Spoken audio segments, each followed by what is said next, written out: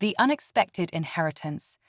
Jake Martinez wiped the sweat from his brow as he maneuvered his battered cargo hauler through the crowded shipping lanes of Proxima Centauri's bustling spaceport.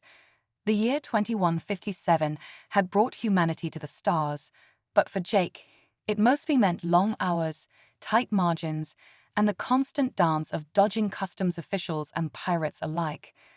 "Come on, you old rust bucket," he muttered, patting the console affectionately. The ship, dubbed Lucky Penny in a fit of optimism years ago, groaned in response as it settled into its assigned docking bay. As Jake began his post-flight checklist, a strange alert flashed across his communications panel. "Ha, that's new," he mumbled, tapping the blinking icon. A holographic message sprang to life, filling the cramped cockpit with an eerie blue glow. The being projected before him was unlike any alien Jake had encountered in his decade of interstellar hauling. Its form seemed to shift and ripple, as if struggling to maintain coherence. "Greetings, Jake Martinez of Earth," the alien's voice resonated, sounding like wind chimes in a storm. "I am Zixtol, last scion of the Infinite Horizons Trading Consortium. My time in this realm draws to a close, but my legacy must endure. You have been chosen." Jake blinked, wondering if he'd finally cracked under the stress of his latest run. Chosen for what exactly? The hologram flickered, Zixtol's form briefly dissolving into a swirl of stardust before reforming. "To inherit my wise and my empire. The fate of 1,000 worlds now rests in your hands, Earthling." Before Jake could voice his confusion, the hologram expanded, engulfing him in a sea of information. Star charts, trade agreements, and the histories of countless alien species flooded his mind. At the center of it all stood two breathtaking alien women, Lyra and Navi, their eyes filled with a mixture of sorrow and hope. Wait. Jake sputtered, his head spinning. "I'm just a cargo hauler. I can't run an empire. And wives? That's not how we do things on Earth, buddy." Zixtol's form began to fade, his voice growing fainter. "The choice has been made, Jake Martinez. The transfer is complete. May your human ingenuity guide our people to prosperity." With a final burst of light, the hologram vanished, leaving Jake alone in the suddenly too quiet cockpit. He slumped in his chair, running a hand through his disheveled hair.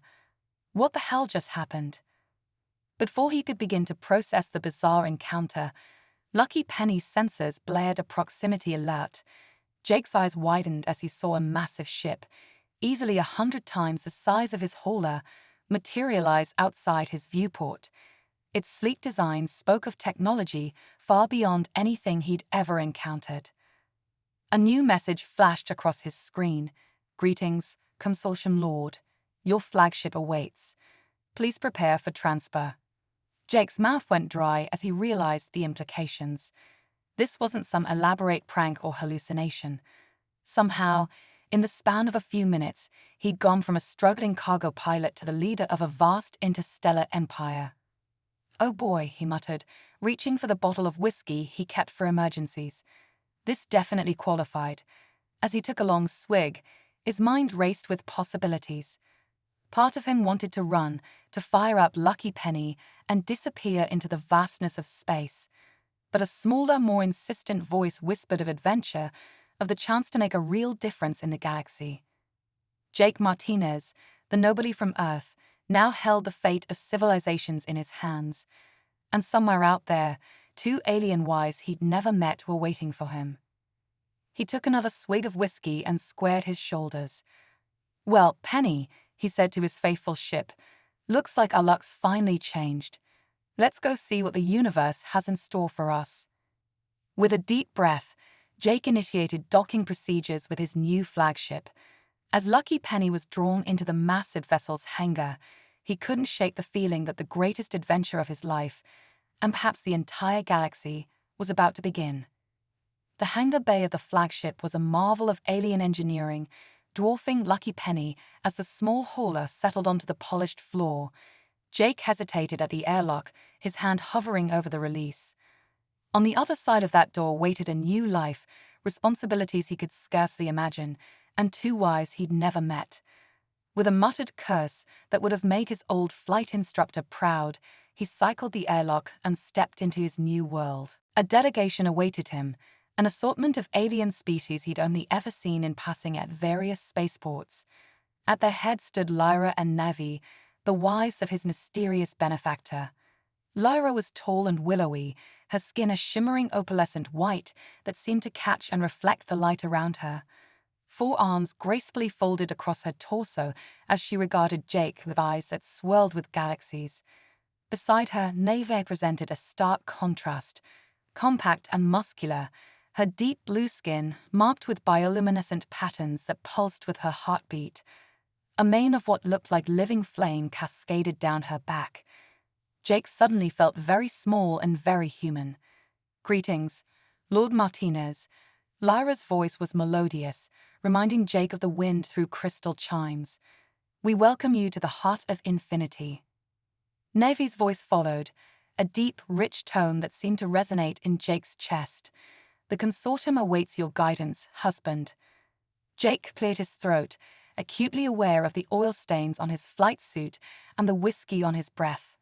Hi there. Look, I think there's been a bit of a misunderstanding. I'm just a cargo hauler, not some grand leader.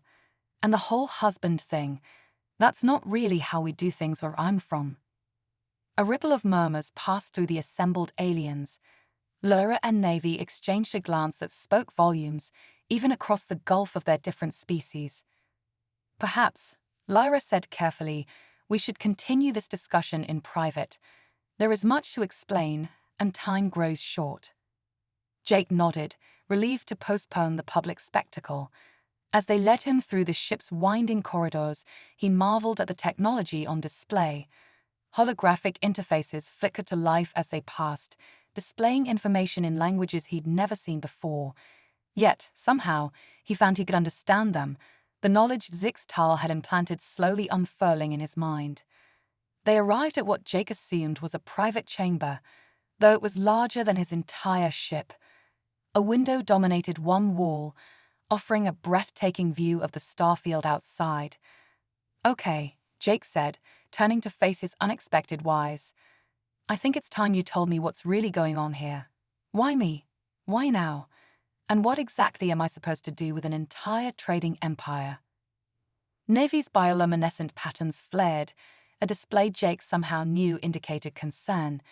"The consortium stands at a crossroads, Jake Martinez of Earth. Zixtal foresaw a great calamity approaching, one that threatens not just our empire, but the entire galaxy." Lyra nodded, her form seeming to shimmer with barely contained energy. "Our late husband spent his final years searching for a successor who could guide us through the coming storm. Out of all the species, all the individuals in the galaxy, he chose you." Jake ran a hand through his hair, pacing the luxurious chamber. "But why? I'm nobody special. Just a guy trying to make ends meet hauling cargo across the stars."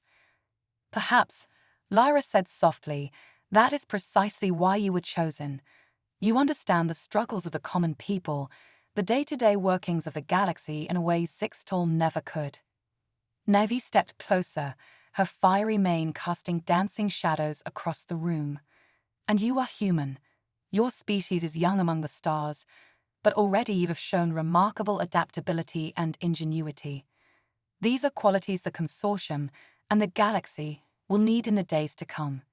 Jake's mind reeled with the implications.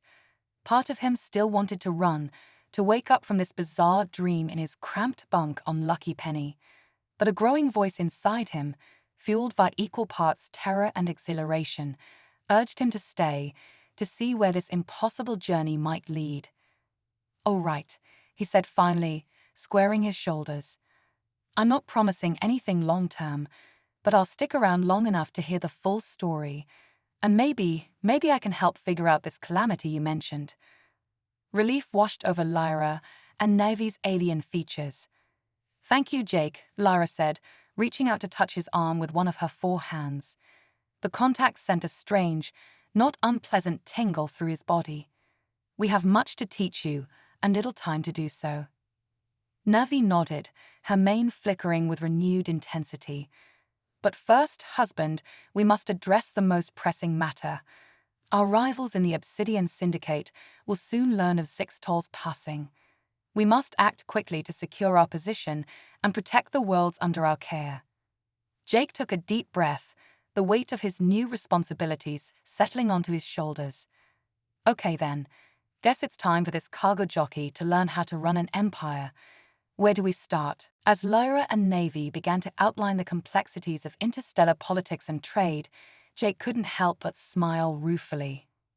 He'd left Earth seeking adventure among the stars, and now he found it in spades. Whatever challenges lay ahead, he was determined to face them with the same grit and ingenuity that had kept Lucky Penny flying all these years. The fate of the galaxy, it seemed, now rested in very human hands. The cosmic carnival of chaos. Jake Martinez, former Earth cargo holder turned reluctant galactic emperor, stood at the helm of the Heart of Infinity, his new flagship. His alien wives, Lyra and Navi, flanked him on either side as they approached the swirling psychedelic nebula known as the Whimsical Vortex. "Remind me again why we're headed to a space carnival," Jake asked, adjusting the collar of his new, uncomfortably ornate uniform. Lyra's opalescent skin shimmered with amusement. "The cosmic carnival of chaos is more than mere entertainment, Jake. It's a neutral ground where the galaxy's most influential traders and power brokers meet to negotiate deals away from prying eyes." Navi nodded, her fiery mane crackling with excitement. "And it's where we'll secure our position against the Obsidian Syndicate's inevitable power play." As they entered the nebula, the view outside transformed into a riot of color and light. Impossible structures floated in the void, giant Ferris wheels made of dark matter, roller coasters that looped through miniature black holes, and cotton candy clouds that tasted like pure joy when you flew through them.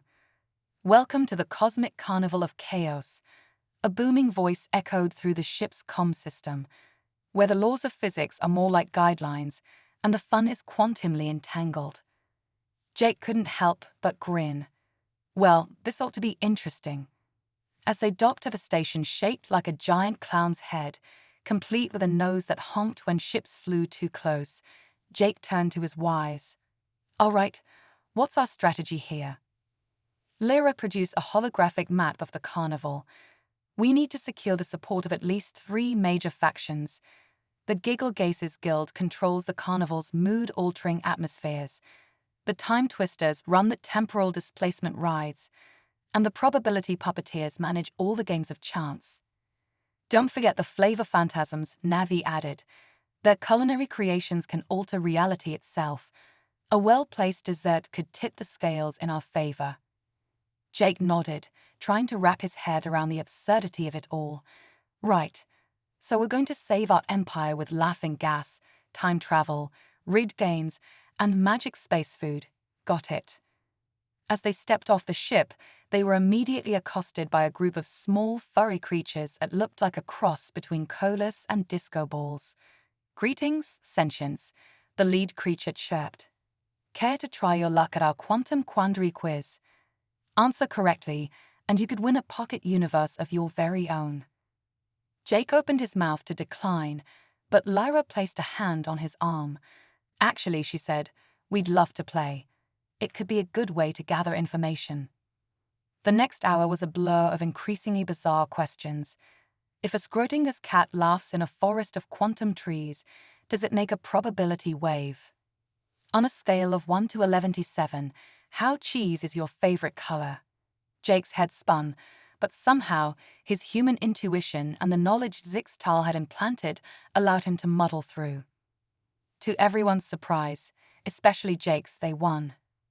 "Congratulations," the Koala Disco Ball hybrid squealed, handing Jake a small glowing orb. "Your very own pocket universe. Do be careful with it. The last winner accidentally created a race of sentient socks that went on to conquer 3 galaxies." As they moved deeper into the carnival, Jake tucked the orb safely away. "Okay, that was weird, but at least we made some progress. Where to next?" Nevi pointed to a massive structure that seemed to be constantly shifting and rearranging itself. The Hall of Improbable Mirrors. It's run by the probability puppeteers. If we can impress them, we'll gain a powerful ally. The Hall of Improbable Mirrors was a funhouse on cosmic steroids. Each reflective surface showed a different possible reality. In one, Jake saw himself as a tentacled alien. In another, he was a sentient planet. A third showed him as a talking hamburger running a fast food chain that spanned the galaxy. At the center of the hall, they found the leader of the probability puppeteers, a being that seemed to exist in multiple states at once, flickering between forms faster than the eye could follow.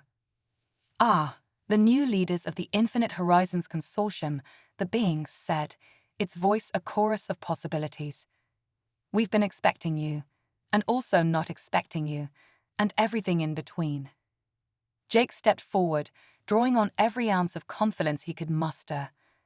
"We've come to propose an alliance. The Obsidian Syndicate threatens the balance of power in the galaxy. Together, we can ensure that the future remains probable." The probability puppeteers seemed to consider this, its form settling briefly into something that looked like a cross between an abacus and a kaleidoscope. An intriguing proposition, but how can we be certain you're the right bet? Jake grinned, an idea forming. "How about a wager? Your best game of chance against my human luck. If I win, we form an alliance. If I lose," he paused for dramatic effect, "you get my pocket universe." The beings rippled with interest. Agreed, but hold, the wheel of infinite improbabilities. A massive wheel appeared, covered in symbols that hurt Jake's eyes to look at directly. As it began to spin, reality itself seemed to warp around it. "Choose your reality, human," the puppeteers intoned. Jake took a deep breath, closed his eyes, and pointed. The wheel slowed, then stopped with a sound like the universe hiccuping. Silence fell over the Hall of Improbable Mirrors.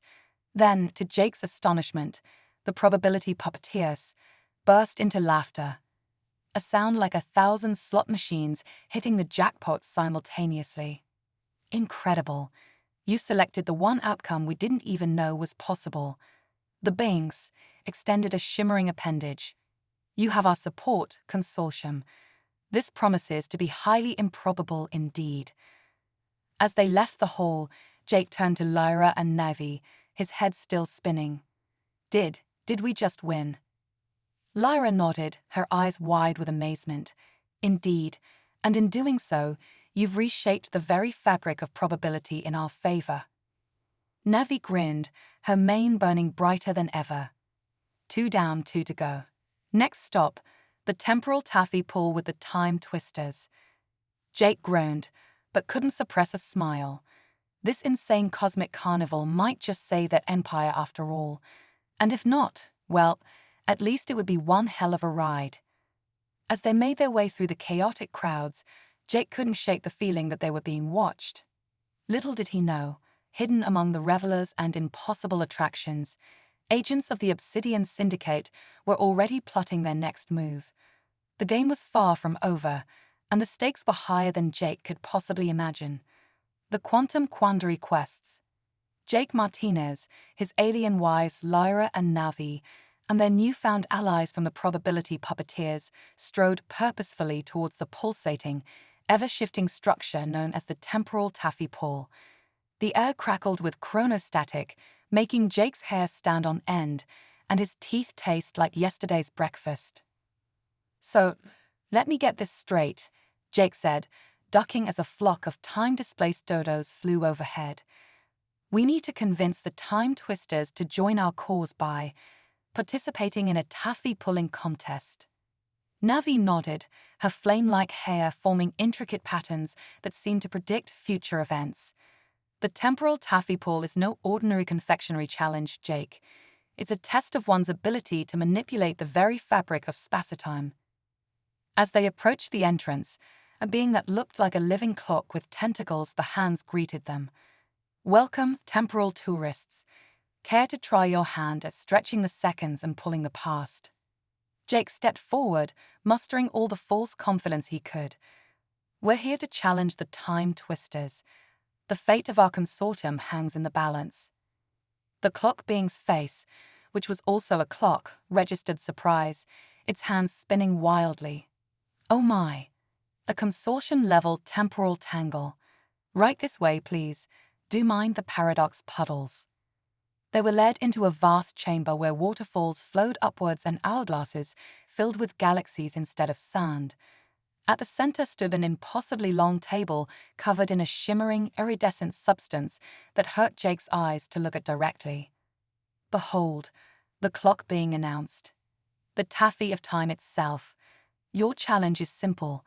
Pull, twist, and shake the taffy into the most chrono-confectionery creation possible. You have all the time in the world, and also just 5 minutes. Begin." Jake, Lyra, and Navy approached the table, their hands hovering uncertainly over the time taffy. As soon as they touched it, Jake felt reality slip sideways. He saw empires rise and fall in the blink of an eye, witnessed the birth and death of stars, and experienced his own life in reverse. "Focus, Jake." Lyra's voice cut through the temporal chaos. "Shape your experiences into the taffy."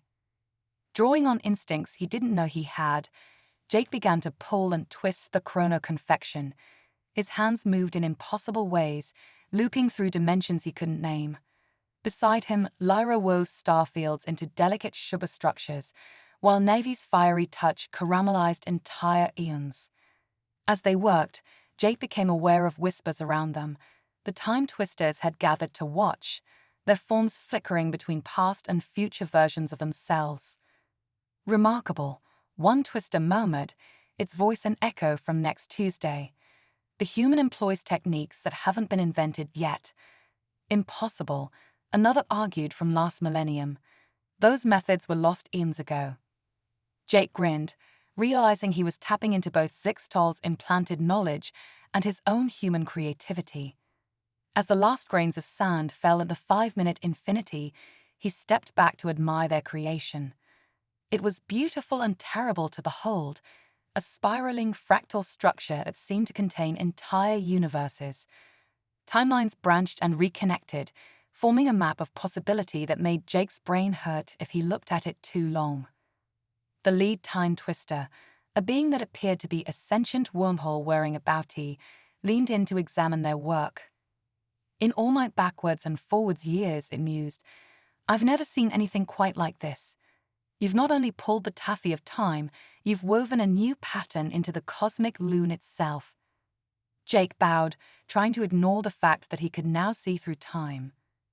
"So, does this mean we have your support against the Obsidian Syndicate?"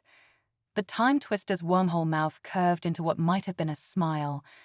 "My dear boy, with this masterpiece, you've already changed the course of history.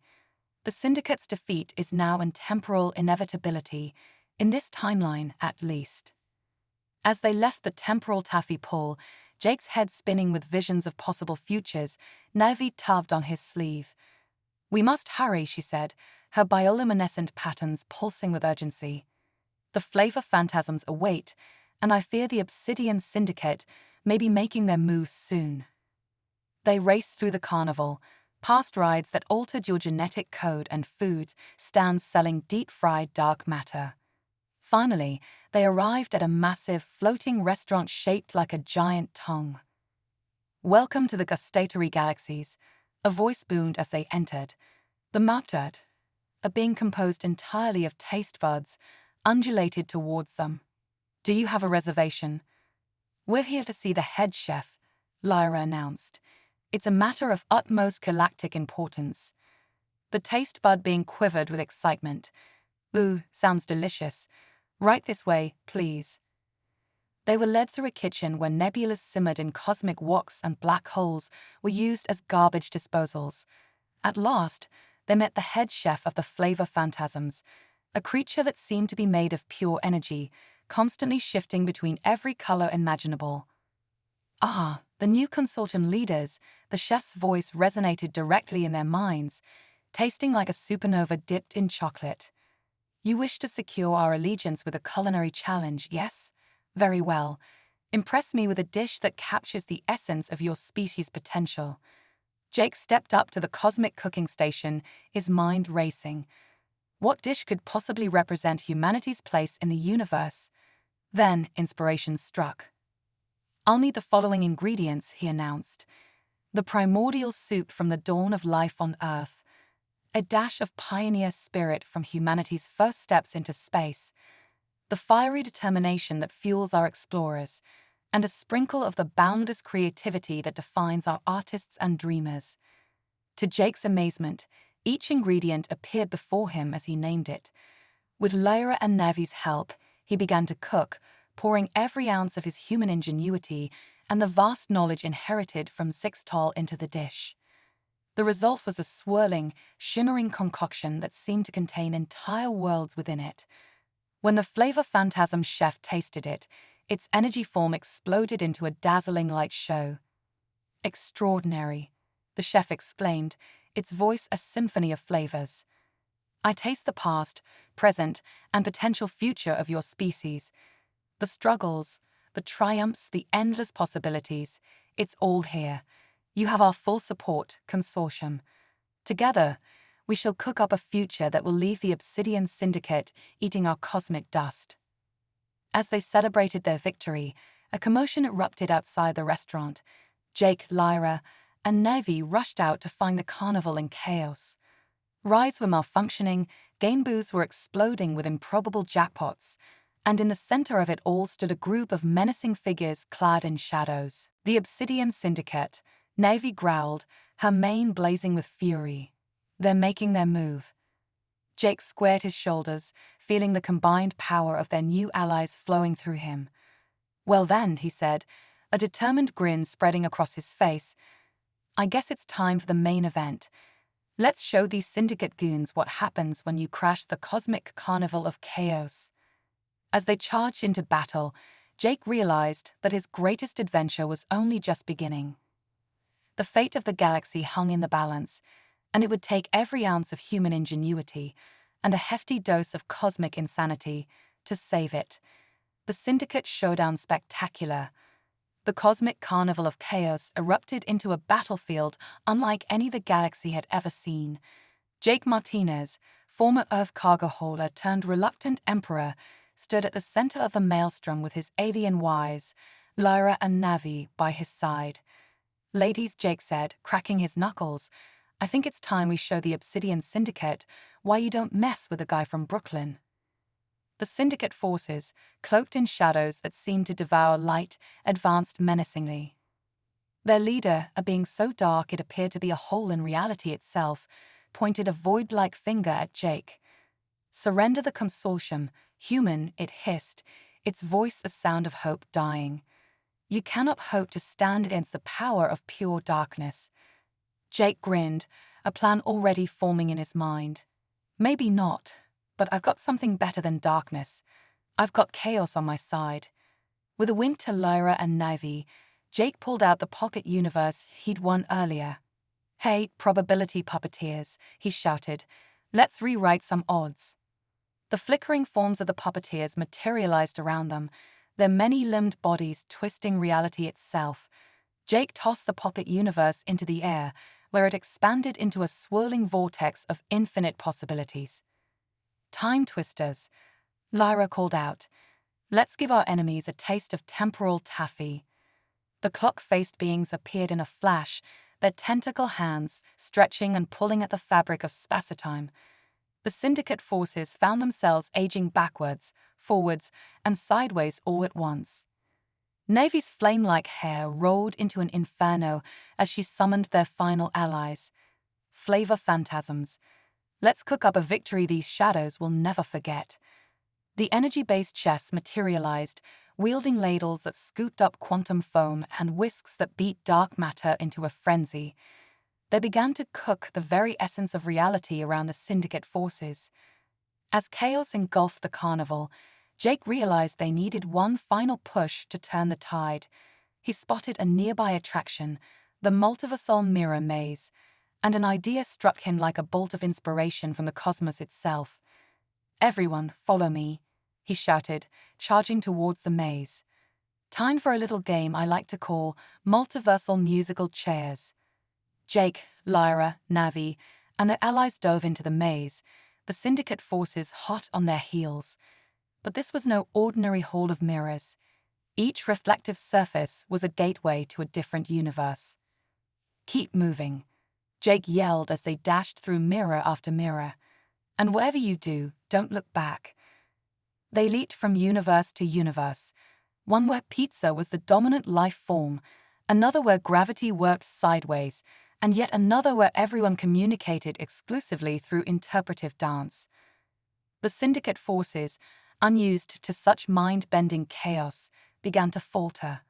Some got lost in universes made entirely of bubble wrap, while others found themselves trapped in realities where they were the punchline to an endless cosmic joke. As they emerged from the final mirror, Jake spun to face the remaining syndicate forces.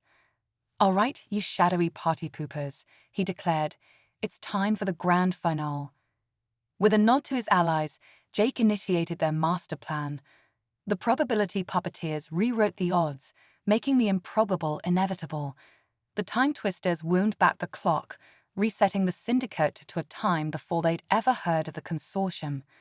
And the flavor phantasms cooked up a dish that made the very concept of evil taste like week old socks. In a flash of light, sound, and improbable flavors, the Obsidian Syndicate vanished, not destroyed, but transformed. Where once stood beings of pure darkness, there now danced a troupe of shadow puppets, entertaining carnival goers with whimsical stories of their former villainy. As the dust settled and the laws of physics breathed a sigh of relief, Jake found himself surrounded by cheering aliens from across the galaxy. Lyra and Navi swept him up in a multi-limbed embrace, their joy palpable. "You did it, Jake," Lyra exclaimed, her opalescent skin shimmering with excitement. Navi nodded, her fiery mane forming shapes that looked suspiciously like little hearts. "You saved not just the consortium, but the entire carnival." Jake blushed, still not used to being the hero. "Aw, shucks, it was a team effort. I just thought outside the box. Way outside the box." As the celebration kicked into high gear, now with 100% less existential threat, the leader of the cosmic carnival approached. It was a being that seemed to be made of pure fun, its body a swirling mass of cotton candy, popcorn, and stardust. "Jake Martinez," it boomed, its voice like the universe's greatest carousel. "You have done the impossible. You've brought order to chaos by embracing chaos itself.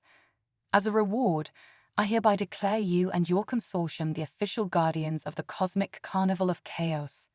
Jake's jaw dropped. Guardian of the carnival. But what about our trading empire?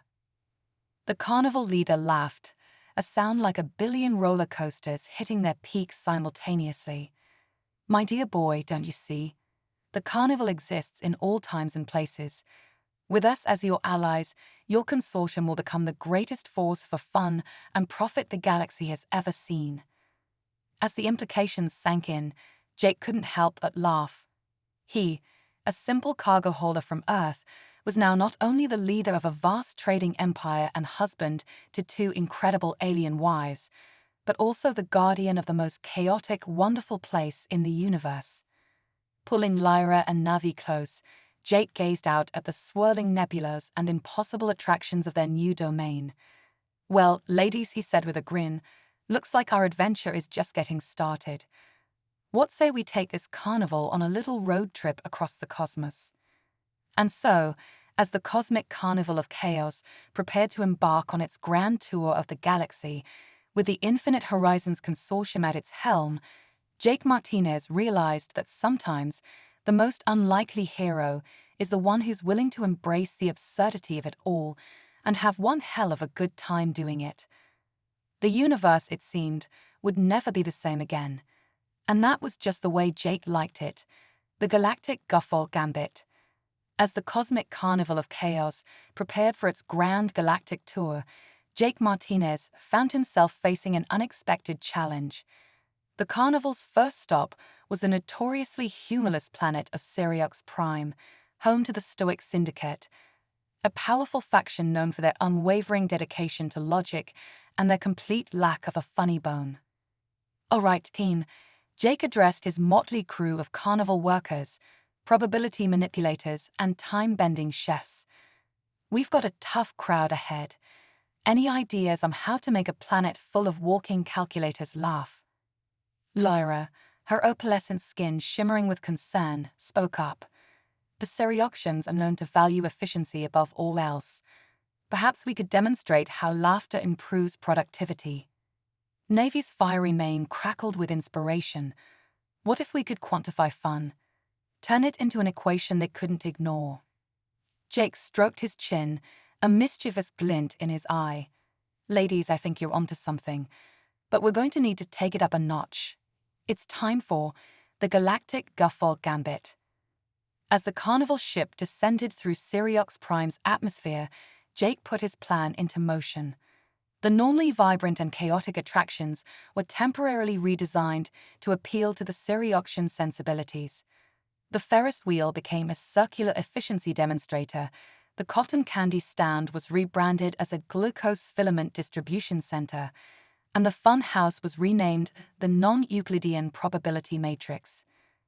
The Sirioxians, intrigued by the orderly appearance of the carnival, began to cautiously explore. Jake, dressed in his most serious-looking captain's uniform, which still somehow incorporated his lucky cowboy hat, stepped forward to greet the planet's leaders. "Greetings, esteemed logicians of Siriox Prime," Jake said, suppressing a smile. "We come to present a revolutionary new theorem on the quantum mechanics of mirth." The Sirioxian leader, a tall gray being with a head shaped like a perfect cube, raised an eyebrow, or what passed for one on their geometric face. "Intriguing. Proceed with your presentation, Earth being." Jake nodded to Lyra, who activated a holographic display. Complex equations and graphs appeared, purportedly showing the relationship between laughter and universal constants.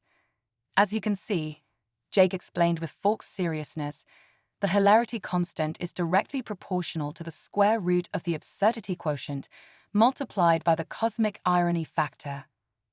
The Sirioxians murmured among themselves, their logical minds struggling to process this new information. Navy stepped forward, her bioluminescent patterns forming complex mathematical symbols. "Furthermore, our research shows that exposure to controlled doses of nonsense can increase synaptic efficiency by up to 73.6%. As the presentation continued, Jake could see the gears turning in the Sirioxians' minds. They were intrigued, but not yet convinced. It was time for the coup de grace. "And now," Jake announced, "for a practical demonstration. Behold, the quantum tickle inducer."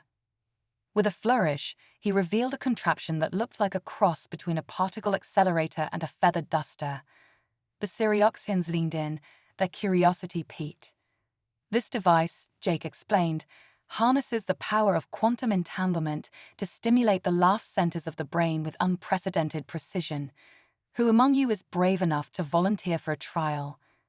After a moment of hesitation, the Sirioxian leader stepped forward. "In the name of scientific progress, I shall undergo this experiment." Jake grinned, activating the device. A beam of shimmering energy enveloped the Sirioxian leader, who stood stock still for a moment. Then, to everyone's shock, a small snort escaped them. The snort grew into a chuckle, then a laugh, and finally a full-blown guffaw that shook their cubic head. The other Sirioxians watched in amazement as their leader, for the first time in recorded history, doubled over with laughter. The sound was strange and beautiful, like wind chimes made of pure logic. As if a dam had broken, laughter began to spread through the crowd. Sirioxians who had never so much as smiled found themselves clutching their sides, tears of mirth streaming down their geometric faces. Jake winked at Lyra and Navi. The quantum tickle inducer was nothing more than a prop, infused with a bit of probability puppeteer magic and time-twister trickery. The real catalyst was the absurdity of the situation itself, finally breaking through centuries of logical repression. As the laughter reached a crescendo, something extraordinary happened. The rigid, Q-shaped buildings of Sirius Prime began to soften and curve. Colors seeped into the once grey landscape. It was as if the planet itself was coming alive with joy. The Siriuxian leader, wiping tears from their eyes, approached Jake. Earth being, they said, their voice still shaky with suppressed giggles, "You have given us a gift beyond measure." We had no idea that illogic could be so logical. Jake bowed with a flourish. That's the beauty of the universe, friends. Sometimes, the most logical thing to do is embrace a little chaos. As news of the Siriuxian transformation spread, the cosmic carnival of chaos found itself more in demand than ever. Planets across the galaxy clamored for a visit from the legendary Laugh Liberators. Back on the carnival ship, Jake collapsed into a chair, exhausted but exhilarated. Lyra and Navi cuddled up next to him, their alien forms fitting perfectly against his. "You know," Jake mused, looking out at the star-streaked vista of hyperspace, "when that dying alien gifted me his wives and his empire, I thought my life couldn't get any weirder. But bringing laughter to a planet of living calculators, that takes the cake." Navy's mane formed a series of exclamation points. "Ooh, cake. Do you think we could use that for our next mission?" The gelatinous blobs of Gut-9 are notoriously hard to amuse.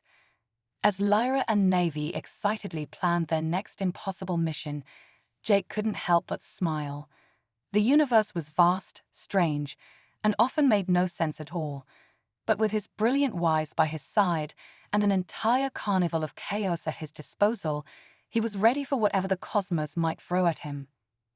After all, in a universe where a human could become the punchline to the greatest cosmic joke ever told, anything was possible. And Jake Martinez, former cargo holder, reluctant emperor, and now official bringer of galactic guffaws, wouldn't have it any other way. The cosmic carnival of chaos continued its journey through the stars, leaving a trail of laughter, wonder, and beautifully impossible possibilities in its wake. And somewhere in the great cosmic joke book, a new chapter was being written, one punchline at a time.